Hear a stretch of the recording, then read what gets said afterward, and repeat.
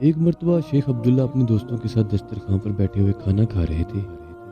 منصور حلاج کشمیر سے آ رہا تھا۔ اس نے سیاہ کباب پہنی ہوئی تھی اور اس کے ہاتھ میں 2 سیاہ کتے تھے۔ شیخ عبداللہ نے کشف کے ذریعے منصور کی آمد کو معلوم کر لیا اور مریدوں سے کہا، ابھی ہمارا ایک معزز مہمان آ رہا ہے جس نے سیاہ کباب پہنی ہوئی اور اس کے ہاتھ میں کتے ہیں، آنے والا عظیم شخصیت کا مالک ہے، تم جا کر اس کا استقبال کرو اور ادب سے انہیں یہاں لے آؤ۔ مرید باہر نکلے تو واقعہ منصور آ رہے تھے۔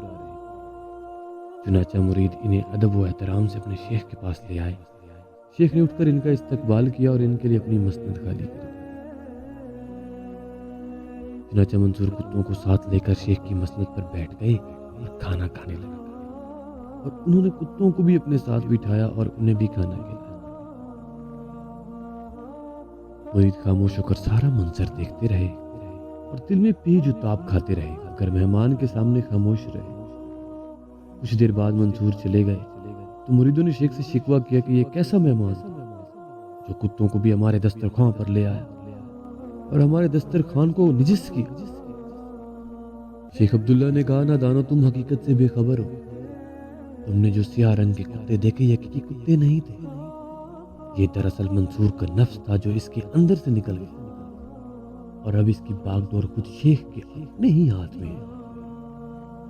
اور ہماری حالت یہ ہے کہ ہم پر ہمارا نفس حکومت کرتا ہے اور شیخ نفس کے شکنجے سے نجات حاصل کر چکے۔